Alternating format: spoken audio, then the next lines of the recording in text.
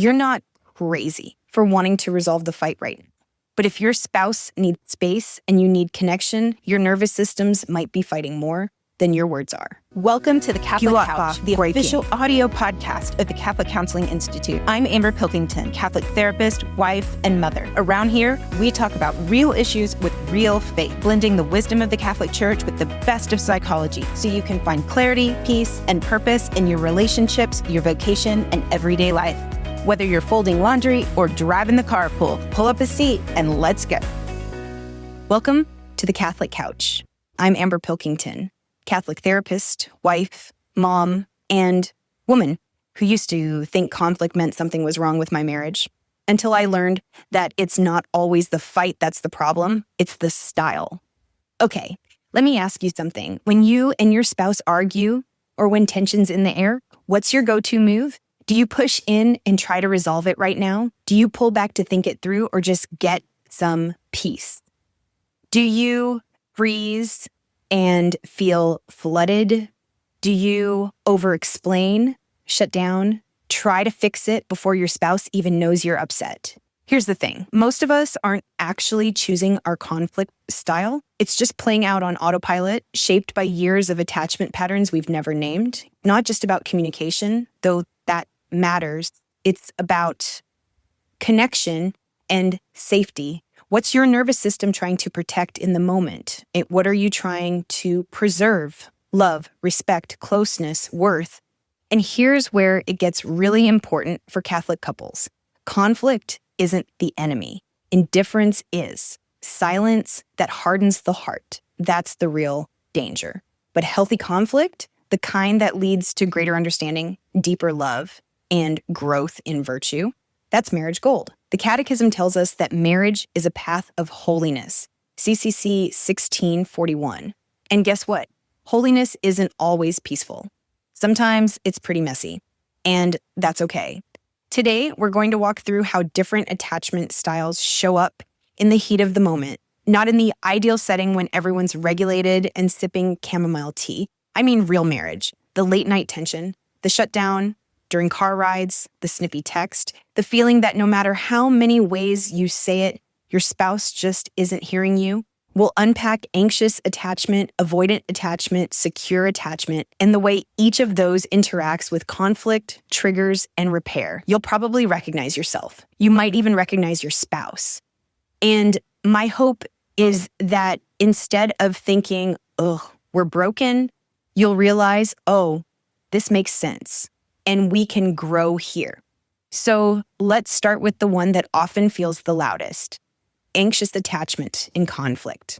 So let's talk about what conflict looks like when you have anxious attachment. If that's you, conflict doesn't feel like a bump in the road. It feels like the end of the road. The moment there's distance, raised voices, silence, a cold shoulder, you start spinning, not because you're dramatic, not because you're needy, because your nervous system has been wired to believe that emotional disconnection equals danger.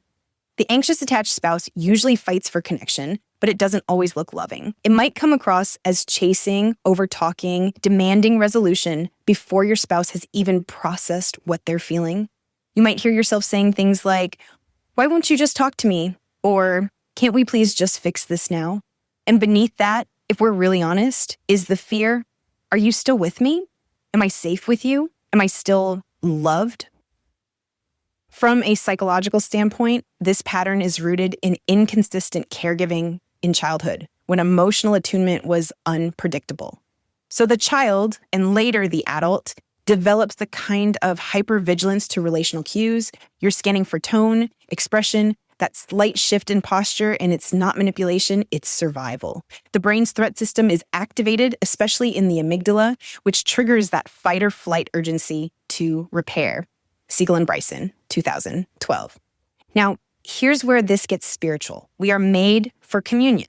That longing for closeness, that ache for reassurance, that's not wrong. It's just that when it becomes a demand rather than a desire freely given, it can turn from communion into control. And love, as the Catechism reminds us, must always be free. CCC 1604. The anxious attached spouse might also spiritualize this without realizing it. We shouldn't let the sun go down on our anger. right? But Ephesians 4:26 isn't a command to force a resolution at 11:57 p.m. It's a call not to let anger fester into sin, not a license to chase your spouse into emotional exhaustion. So what's the work here? First, learn to self-soothe before you seek resolution. That doesn't mean shutting down. It means grounding, breathing, praying, letting the Holy Spirit tend to that inner ache so you're not asking your spouse to be your entire source of safety. Psalm 62:1 says, "My soul finds rest in God alone, not in our spouse's reaction, not in a fixed fight, in God." That kind of spiritual and emotional regulation gives you the clarity to approach conflict with love, not from fear. Now let's look at avoidant attachment, because if anxious attachment is, come closer, fix this now, avoidant is often, I need space or I'm going to shut down completely. The avoidant attached spouse doesn't usually look distressed in conflict. In fact, they might look totally calm, maybe even cold. But what's actually happening is that their system is flooded, and the only way they've learned to handle overwhelming emotional intensity is to detach, disengage, push it down, move on. But it's not because they don't care, it's because caring feels too vulnerable. Psychologically, avoidant attachment usually comes from a childhood where emotions were minimized, dismissed, or made to feel like a burden. So the child learns, if I want to stay connected, I better not show too much. And if things get hard, I better just handle it alone. Over time, this becomes an internal script. I'm safer when I'm not too close. In conflict, that looks like shutting down mid-argument, walking away, going quiet, saying, it's fine. But meaning, this is too much, and I don't know how to do this with you. Neurologically, this is still a threat response. It just looks different than the anxious style. The prefrontal cortex, which helps with emotional regulation and problem solving, can go offline when the brain perceives emotional intensity as danger, Porges 2011. So an avoidantly attached spouse isn't being heartless. They're overwhelmed, but they've learned to deal with it by pulling back, not leaning in. And here's where it hits Catholic marriages hard. The avoidant spouse can look like the more virtuous one in a conflict, quieter, less reactive, less emotional. But we need to be really careful not to confuse emotional suppression with spiritual peace. Avoidance isn't the fruit of the spirit, it's a trauma adaptation.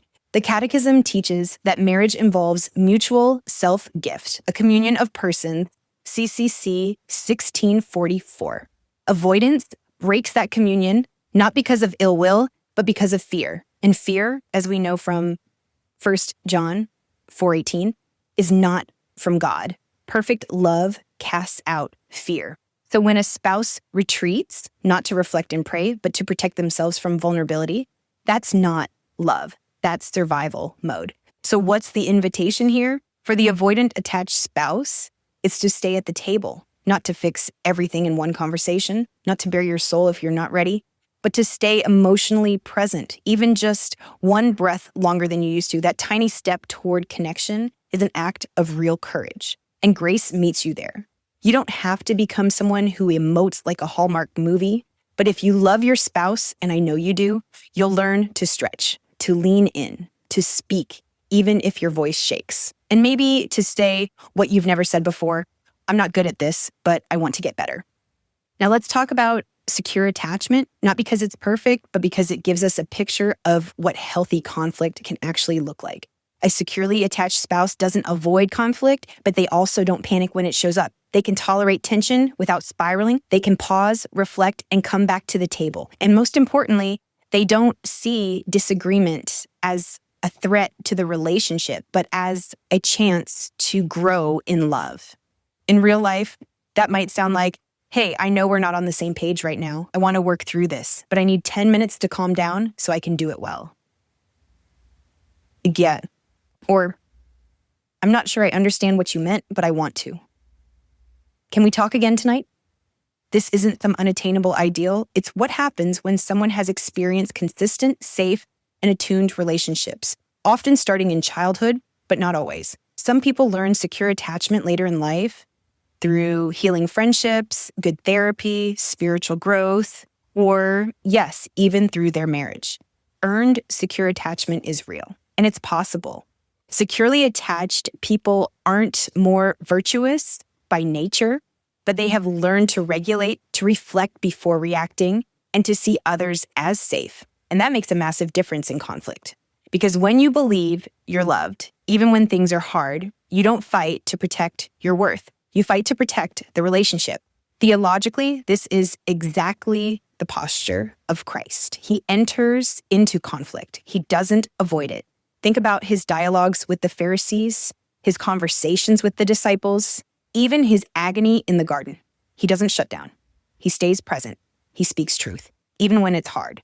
And he always orients the conversation toward love. That's what secure attachment looks like too. It's not soft and sentimental. It's strong and steady. It's the kind of presence we're called to cultivate in marriage. A love that says, you're safe with me, even when we're struggling.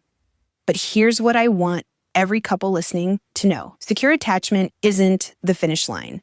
It's the direction. And wherever you're starting from, anxious, avoidant, mixed up, reactive, it is never too late to move towards security. It takes awareness, practice, humility, and a whole lot of grace. But the path is open because healing isn't a personality trait, it's the fruit of love. So what happens when your styles don't match? Because, let's be honest, that's most couples. You've got one spouse who wants to talk about everything right now and the other who just wants to go water the lawn and pretend the conversation never happened. One who needs connection to feel safe, and one who needs space to feel safe. One who says too much, one who says nothing. It's not bad compatibility. It's just a mismatch in what your nervous systems learn to expect from love. And here's where conflict becomes less about the fight itself and more about the pursue-withdraw cycle. This is well documented in couples research, Johnson, 2019, Gottman and Silver, 2015. One spouse pursues connection, which triggers the other's need for distance, which makes the first spouse panic and pursue even harder, which makes the second pull back even more. You end up in a loop where you're not even fighting about the original thing anymore. You're fighting about how you're fighting. And in Catholic marriages, this often gets spiritualized in unhelpful ways. I hear wives say, "Isn't it sinful to go to bed angry?" Or husbands say, "Shouldn't she just trust God and stop overreacting?" But what's really happening underneath all that is attachment pain, fear of rejection, fear of inadequacy, fear of disconnection. So what do? The first step is naming the pattern, not the person. Instead of saying, "You're always so dramatic," or "You never talk about anything," you say, "I think we're caught in our loop again. I pursue, you withdraw. I panic, you shut down, and I don't want us to get stuck there." That's not blaming. That's insight, and insight opens the door to repair. Then comes the really courageous part. Each spouse has to stretch in the opposite direction of their comfort zone. If you're the anxious attached partner, you practice self-soothing before approaching your spouse. You pause. You ground yourself in the truth that your worth isn't on trial. You give your spouse space without assuming the worst. If you're the avoidant attached partner, you practice leaning in. You sit with discomfort a little longer than usual. You make the first move, even if it's clumsy.